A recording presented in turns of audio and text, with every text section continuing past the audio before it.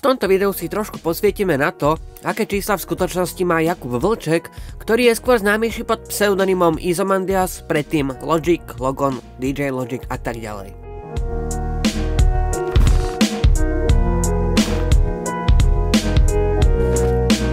Narodil sa 21.3.1991, on má veľmi rád číslo 21, či len číslo 1, a teda teraz má čerstvo Kristové roky, čo je 33 rokov. Jeho prvý track, ktorý vieme stále dohľadať, je ešte z jeho prvého projektu Shine Like Diamonds mixtapeu z roku 2008, kedy bol ešte pribratejší a vybrať môžeme skladbu trebárs s Jimmym Dixonom Bílý čup.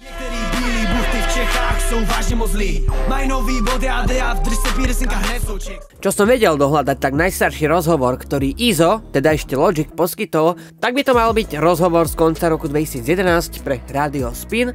Konkrétně išlo o show Rosenberg Night. Co tam je zajímavého? Proč bych si měl tohle CDčko pořídit? Měl bys to pořídit, protože je to jedno z nejvíc fresh CDček v Čechách, který vyšlo v poslední době. Inak kým pôjdeme ďalej, tak by ma zaujímal váš obľúbený rapper, pretože jeho meno môžete hneď teraz napísať do komentu a ja o ňom môžem spraviť podobné číselné video. A lajkom ma akože mega potešíte, tak smašte like button a ideme ďalej. Prvý feat, ktorý Logon poskytol a stále ho na YouTube vieme nájsť, je pravdepodobne Ničíme tvoj klub na projekte Jimmyho Dixona, neznámeho ako Dixon, Dick Shake z roku 2009. Dneska večer se jdem opít, party učí mi ho v klubu, dneska jsme zvaní, varu až do Hradce, vypijem 5 flašek. Najpočúvanejší Izov track na YouTube je bez debaty trojsingle Melange z roku 2020, ktorý má ku dnešnému dňu 26 miliónov pozretí. Od rána panáky, sem fucked up tráva, co ťa rozeká jako Bagdad. Čo sa týka najstreamovanejšieho songu na platforme Spotify, tak tam máme stále song z Melangeu, konkrétne je to Rose so skoro 20 miliónmi vypočutiami. Izomandias nepatrí k interpretom, ktorí by poskytovali mnoho rozhovorov na YouTube, preto som našiel a usúdil som, že najpozeranejším rozhovorom Iza je pre Refresher, kedy tam je viacej umilcov vyspovedaných a všetko nasvedčuje tomu, že tento rozhovor Jakub poskytol omylom, pretože bol tak opitý, že zabudol na to, že rozhovory takmer vôbec neposkytuje. Video má 450 000 pozretí. Vždycky si jako říkám, že až udělám tohle, tak budu mít klid, jenže ve chvíli, kdy to skončí.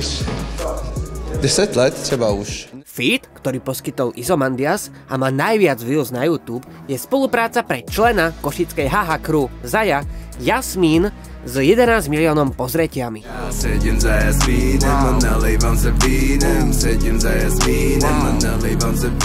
Izov Spotify, teda jeho monthly listeners, je také, že za mesiac si ho vypočuje skoro 460 000 poslucháčov.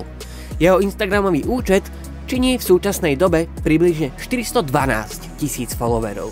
Rovnako ako aj Separ, o ktorom som podobné číselné zhrnutie už robil, tak ani on nemá vlastný, respektíve samostatný YouTube kanál, ale vydáva pod svojím labelom Milion Plus a tento kanál má 608 000 odberateľov. Aký je váš obľúbený interpret, o ktorom by som mal spraviť takéto podobné video? Napíšte jeho meno do komentu, ak ste tak ešte neurobili, lajkom ma mega potešíte, odber so zvončekom vás na nové video, možno o tom vašom favoritovi, upozornia, týmto sa s vami lúčim a vidíme sa na budúce.